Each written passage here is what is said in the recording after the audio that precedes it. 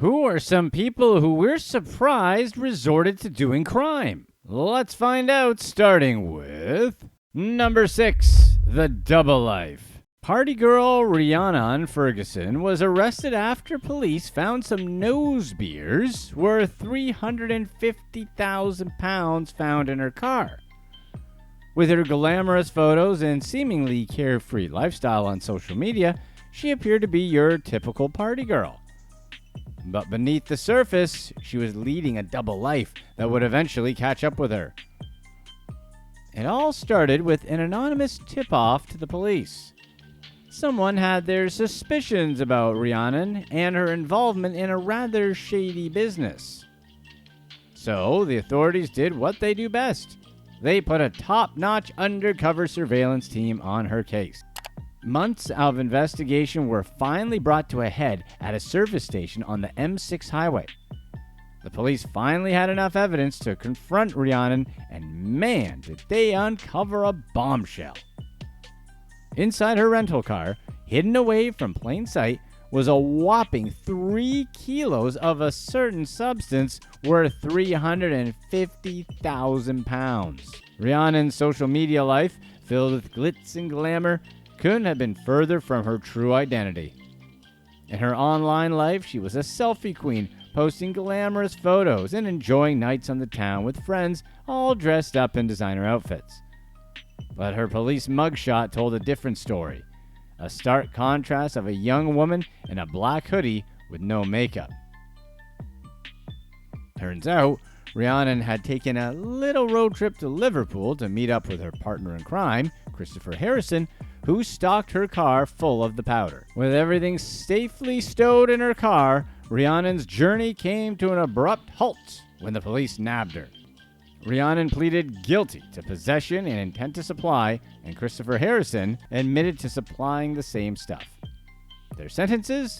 7 years behind bars. In the realm of appearances, Rhiannon Ferguson's story shows that the online persona someone projects is almost always vastly different from what reality is. We live in a world filled with curated images and carefully constructed online lives, so we should remember that what we see isn't always what we get. Number 5. Help me, I'm a celebrity.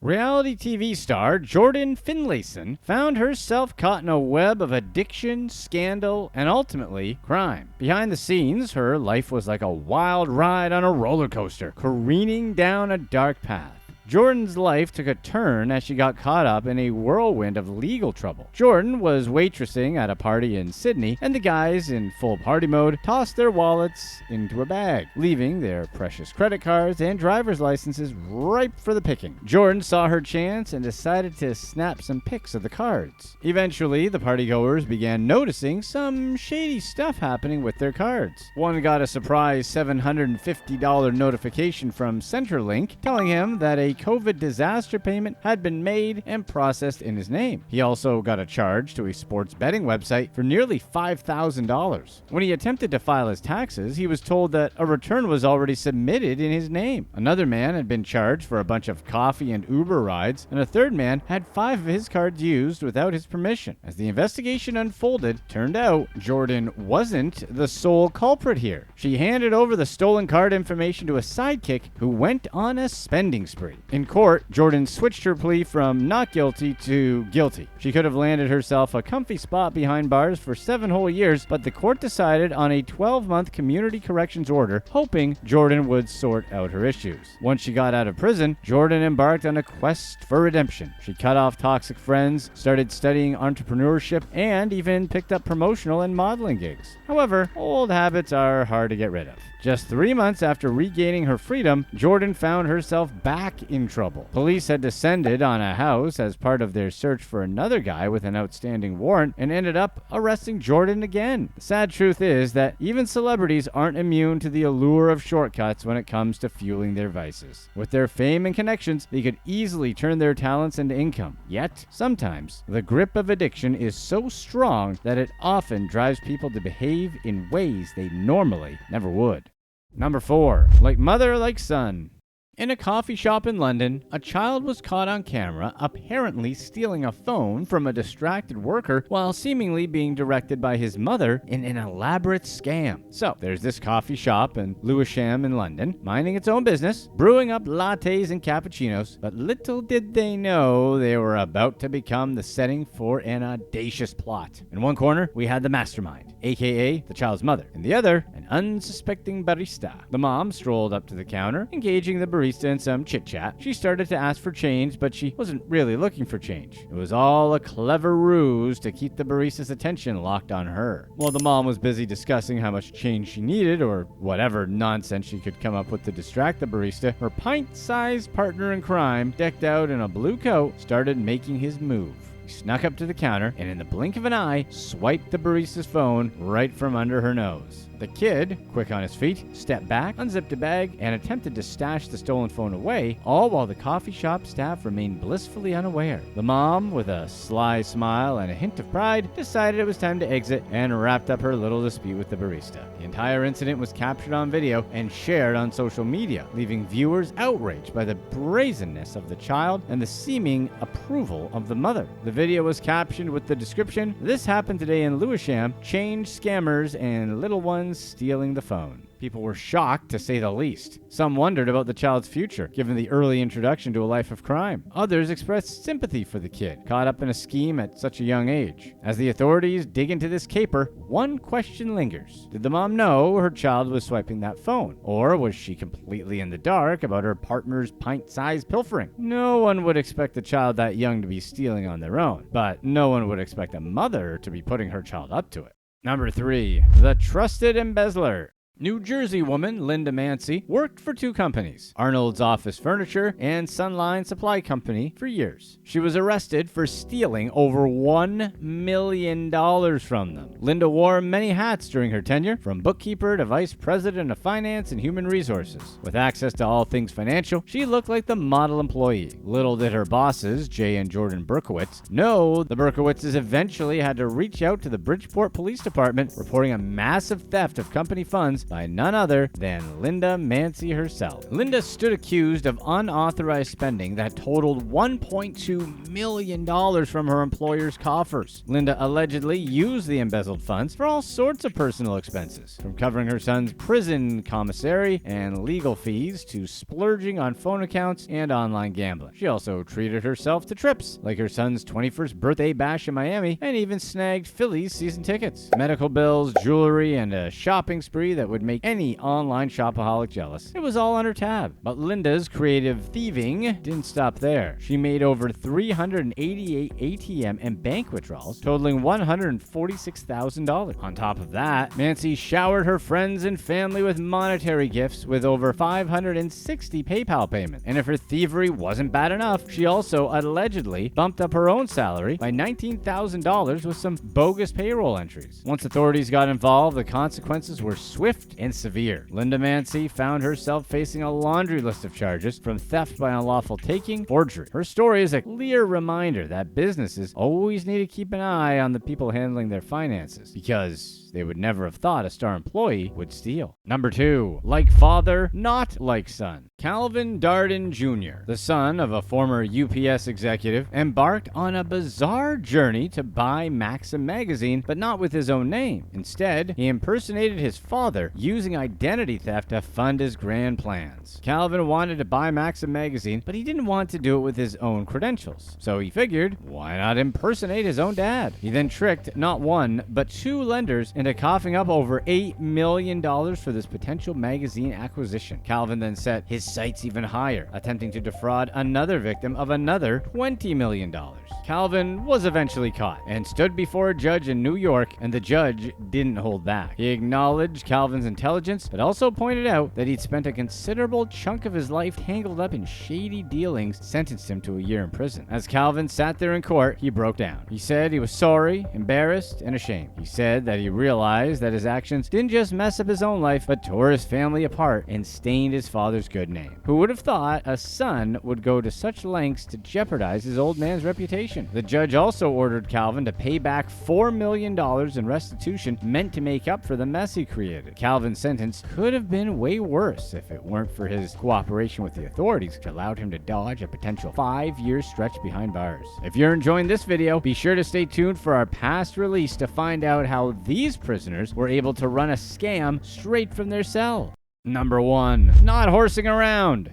Tatiana and Mark Remley were a couple who had it all, or so it seemed. They were the masterminds behind Valater, epic acrobatic equestrian show set to conquer the Del Mar Fairground. But it all crumbled faster than a sand castle at high tide. Their ambitious venture went down in flames after just a few shows, leaving performers and vendors high and dry. Tanya was living the high life, burning through up to $50,000 a month. Credit cards, luxurious properties in Hawaii, Rancho Santa Fe, Coronado, and Del Mar, all hers. It was a fairy tale existence, or so we thought. Beneath the glimmer and glamour was a stormy relationship, rocked by allegations of a bad relationship. The Remleys were on again, off again, more times than a high school couple, filing for divorce multiple times. But here's where the story takes a turn. Tatiana allegedly cooked up a plot that could rival a Hollywood thriller. She allegedly tried to hire someone to bump off her husband Mark in order to get all his money after the divorce papers were filed. Apparently,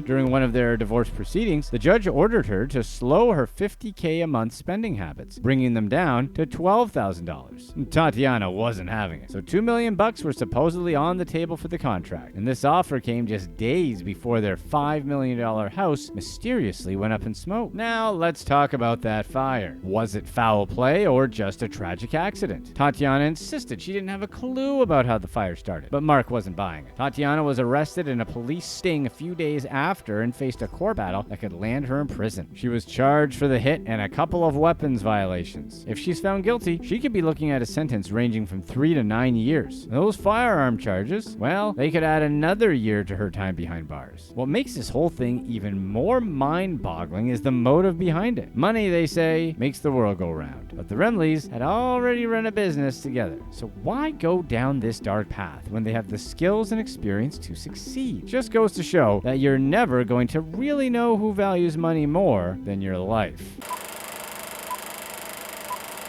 Picture this. You're home on a Saturday morning after a long week of work. You'd like nothing more than to relax and decompress for the day. Suddenly, your phone rings and the caller ID reads County Sheriff's Office. You answer it, and the voice on the other end informs you that you've missed your mandated jury duty. To make matters worse, there's a warrant out for your arrest. You'd probably want a little more information to make sure this was legit, right? Let's say you ask to speak to the caller's supervisor, and he unexpectedly obliges. You're transferred to a police captain who reiterates that your arrest is imminent unless you pay a $1,000 fine. What's your next move?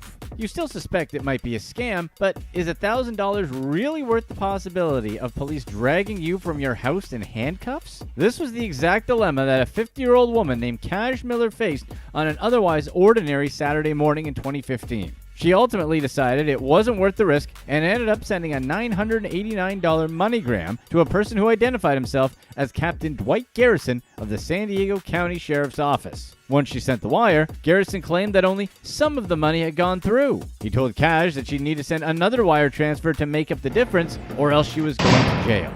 At that point, Cash has had enough. She hung up on Captain Garrison and waited out the weekend, anxiously anticipating the arrival of law enforcement at her doorstep. That never happened, so she followed up with the San Diego County Sheriff's Department the following Monday. It was then that Cash learned what she feared all along. She'd been scammed. Captain Garrison wasn't actually Captain Garrison after all. The person she'd been talking to, the one who'd pried nearly $1,000 from her, was sitting in a jail cell on the other side of the country.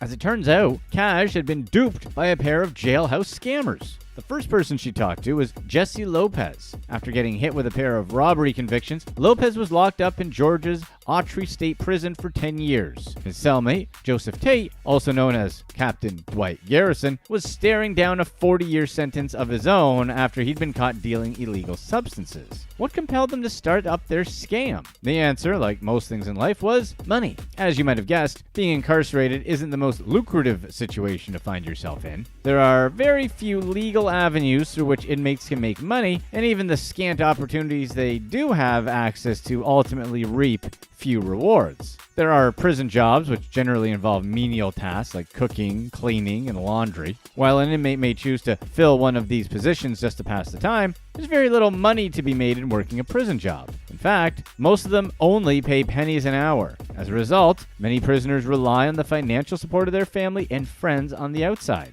Even then, some people find themselves locked up, aren't at the best of terms with their loved ones, so they're not always an available resource either.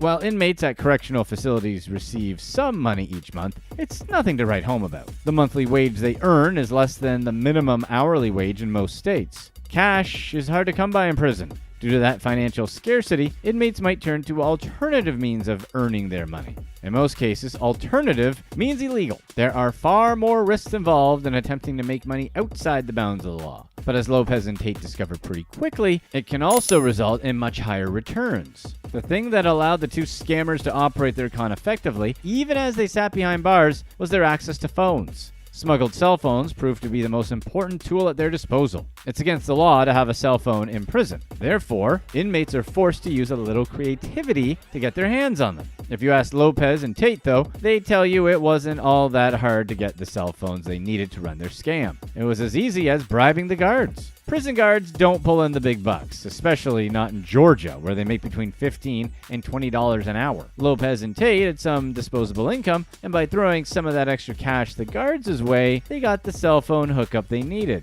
From the guards' perspective, turning a blind eye to a smuggled cell phone could net them $1,000 in just one day. When one considers their meager salaries, it makes sense why bribery proved to be so effective. However, not all inmates have the money necessary to get the guards on their side. For that reason, prisons have seen all sorts of crackpot schemes aimed at sneaking cell phones inside. For example, the authorities once intercepted a couch about to be reupholstered by a group of inmates receiving vocational training. Inside of the couch, they found 100 phones that had been carefully hidden underneath the cushions. Prisoners aren't shy in their persistent attempts to smuggle in cell phones, which explains why Georgia prisons reportedly seized a total of 23,000 contraband phones from 2014 to 2015. That's nearly one cell phone for every other inmate in Georgia's prison system. Once they had the phones, the guys could operate their secret scam right from their cell. They certainly had enough free time. Lopez was the one who tracked down the individuals they targeted. His method was simple. He'd visit an online real estate marketplace like Zillow and looked up houses listed for millions of dollars. Then he cold called any homeowners in the surrounding neighborhoods. They targeted wealthy people in well-off areas because, as Lopez believed, it's easier to get money from people who have money. They followed a strict script when conducting the scam. Much like they did with our old friend Cash Miller, they introduced Lopez first. He posed as the clueless deputy that knew pretty much nothing about the situation. They hoped their victims would eventually ask to speak to a supervisor. That's where Tate came in. He was the sweet talker, and he knew how to manipulate people into handing over their money. Their dumb cop, smart cop blueprint worked wonders, so they kept it up. To make the whole thing even more believable, Lopez used a voice-over internet protocol service to make it look like the caller ID was coming from a local police department. They also used an app that redirected the call to a call center where they could utilize an automated voice-over service to record whatever message they wanted. When people heard an automated message from the police, their heart rate understandably increased. Phone call after phone call, Lopez and Tate successfully convinced people that they had actually missed jury duty. Once their victims had bought into the lie that they might get arrested, it wasn't that hard to get them to pay up. They probably would have hung up immediately if the people they called knew about jury duty laws. The most common consequence for missing jury duty is absolutely nothing. It's not the best idea to skip out on your court-appointed duty, but the truth is, even if you did, you probably wouldn't get in a whole lot of trouble. There are harsher punishments that judges can hand out to people who skip jury duty. The penalties vary from state to state, and they also depend on how strict the individual judge chooses to be. There is a small possibility that you'd be issued a bench warrant. That means you'd have to appear before a judge. If that particular judge has other matters to attend to first, you may be taken into police custody in the meantime. With that said, you'd know if you'd been summoned for jury duty. Furthermore, you'd be notified before cops came to drag you away in handcuffs. In short, don't skip jury duty. But if you accidentally miss it, don't wire money to anybody claiming the cops are coming to arrest you.